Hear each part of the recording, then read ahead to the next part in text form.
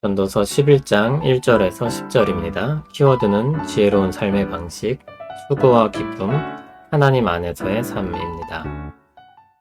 너는 내 떡을 물 위에 던져라. 여러 날 후에 도로 찾으리라. 7에게나 8에게 나눠줄지어다. 무슨 재앙이 땅에 임할는지 내가 알지 못함이니라. 구름에 비가 가득하면 땅에 쏟아지며 나무가 나무로나 북으로나 쓰러지면 그 쓰러진 곳에 그냥 있으리라. 풍세를 살펴보는 자는 파종하지 못할 것이요 구름만 바라보는 자는 거두지 못하리라. 바람의 길이 어떠함과 아이벤 자의 태에서 뼈가 어떻게 자라는지를 내가 알지 못함같이 만사를 성취하시는 하나님의 일을 내가 알지 못하느니라. 너는 아침에 씨를 뿌리고 저녁에도 손을 놓지 말라. 이것이 잘 될는지 저것이 잘 될는지 혹 둘이 다 잘 될는지 알지 못함이니라. 빛은 실로 아름다운 것이라 눈으로 해를 보는 것이 즐거운 일이로다. 사람이 여러 해를 살면 항상 즐거워할지로다. 그러나 캄캄한 날들이 많으리니 그 날들을 생각할지로다. 다가올 일은 다 헛되도다. 청년이여 내 어린 때를 즐거워하며 내 청년의 날들을 마음에 기뻐하여 마음에 원하는 길들과 내 눈이 보이는 대로 행하라. 그러나 하나님이 이 모든 일로 말미암아 너를 심판하실 줄 알라. 그런즉 근심이 내 마음에서 떠나게 하며 악이 내 몸에서 물러가게 하라. 어릴 때와 검은 머리의 시절이 다 헛되니라. 아멘. 전도서의 말씀이 다 어렵지만 오늘 말씀은 특히 무슨 말을 하는지 헷갈립니다. 앞에서는 신세한탄을 했다는 느낌이 든다면 여기서는 엉뚱한 것을 말하는 느낌이 듭니다. 차근차근 읽어보면서 의미를 새겨보겠습니다. 1절을 보면 내 떡을 물 위에 던지라 여러 날 후에 도로 찾으리라고 했습니다. 상식적으로 이해할 수 없는 행동입니다. 우리가 그동안 전도서를 읽어온 맥락과 느낌이 있으니 그저 얼토당토하는 말이 아님은 알 것입니다. 언제 어떻게 돌아오게 될지 모른다는 것입니다. 그와 관련된 내용이 뒤를 잇습니다. 2절을 보면 7이나 8에게 나눠주라 하며 무슨 재앙이 임할지 모른다고 했습니다. 무슨 일이 있을지 모르니 평소에 대비하는 것인데 그 대비하는 것이 무엇입니까? 주변 여러 사람들한테 잘하는 것입니다. 1절을 이런 맥락에서 돌아보면 물 위에 던지는 떡은 멀쩡한 떡을 그저 내다버리는 것이 아닌 것입니다.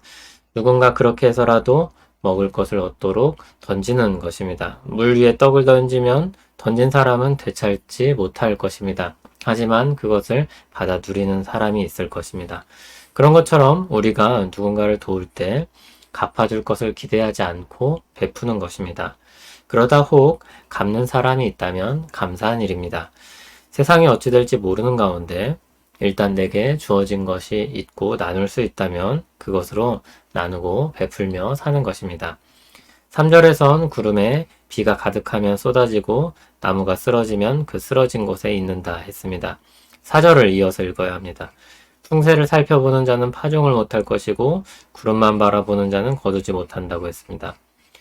언제 비가 오나 살피면서 하늘을 보는 사람은 파종도 못하고 거두지도 못하는 것입니다.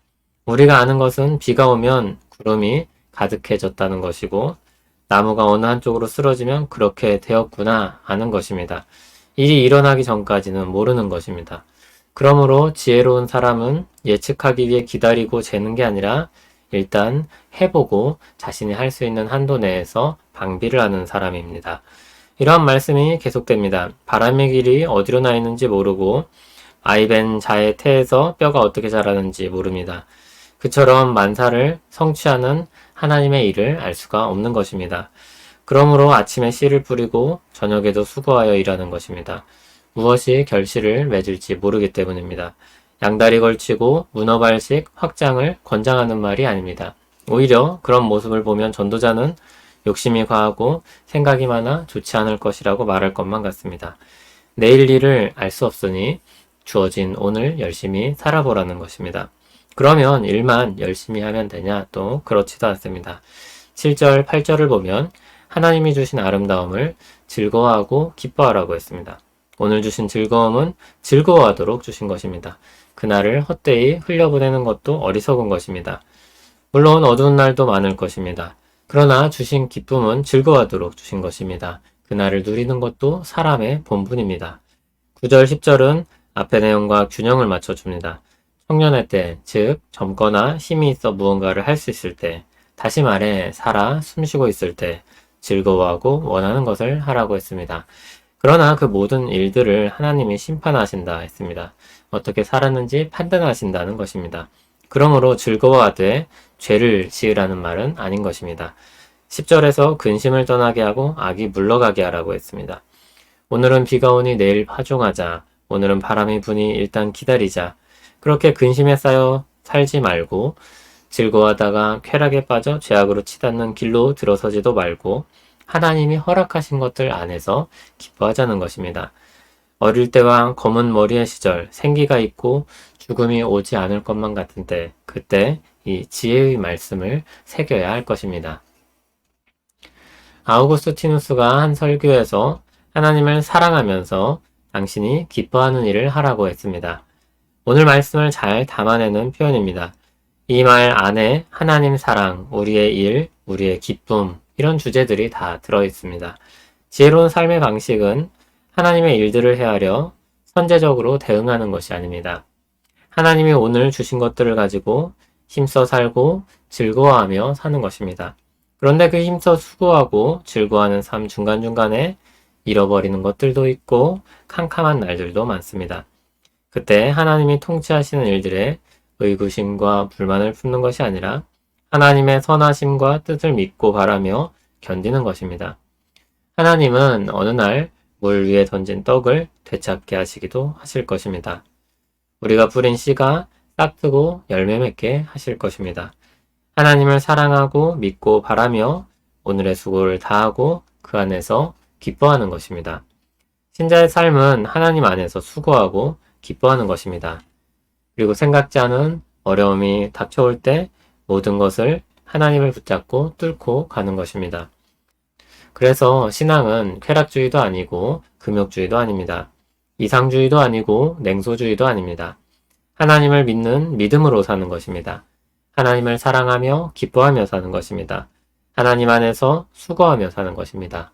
하나님으로 말미암아 모든 어려움을 견디고 사는 것입니다. 하나님 안에서 사는 복이 있는 사람들의 삶입니다.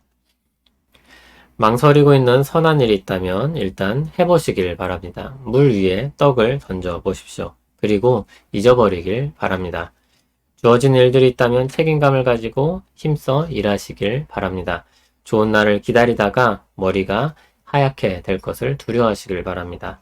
오늘 할 수 있는 일을 오늘 하는 것입니다. 기쁨을 주신 날이 있다면 감사하며 그 기쁨을 누리길 바랍니다. 하나님이 허락하신 즐거움을 기쁘게 보내길 바랍니다. 수많은 캄캄한 날들 중 한 날을 보내고 있다면 주님이 그날을 영원하게 하지 않을 것을 믿고 기도하며 견디길 바랍니다. 하나님이 언제나 우리와 함께 하십니다. 하나님 안에서 허락하신 복들을 누리고 감사하고 나누며 살기를 소원합니다. 우리를 사랑하시고 함께 하시고 보호하시고 인도하시는 주님 감사합니다. 우리에게 주신 날들을 살아갑니다. 주 안에서 살아가는 것이 지혜임을 깨닫게 하시고 그 안에 모든 복을 누리게 하시며 또 나누고 감사하며 살게 하옵소서. 예수님 이름으로 기도합니다. 아멘.